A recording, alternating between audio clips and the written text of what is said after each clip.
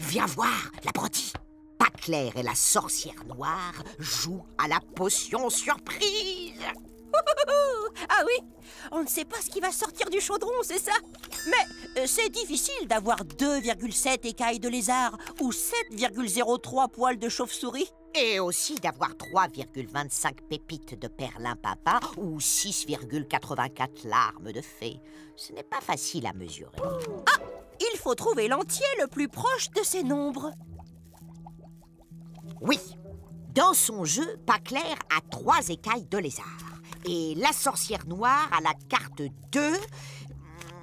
Oh, lequel de ces deux nombres est le plus proche de 2,7? On voit bien que 3 est plus proche de 2,7 que 2.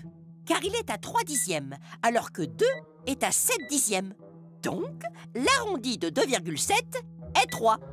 C'est Paclair qui l'emporte. Au suivant maintenant, les griffes de chauve-souris. Quel est le nombre le plus proche de 7,03?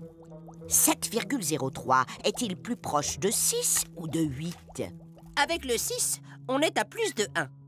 Il faut choisir le 8 pour être à moins de 1. Et sorcière noire a le 7. Quel est l'arrondi de 7,03? 7 ou 8? 7,03 est très proche de 7, puisque c'est 7 unités et 3 centièmes. Alors que 8 est à plus de 3 centièmes. Sorcière noire l'emporte. Il faut maintenant un nombre proche de 3,25 pépites de perlimpinpin. Lequel de ces deux nombres est l'arrondi de 3,25? 3, bien sûr. C'est Paclair qui mène. Il n'y a que 25 centièmes d'écart entre 3 et 3,25.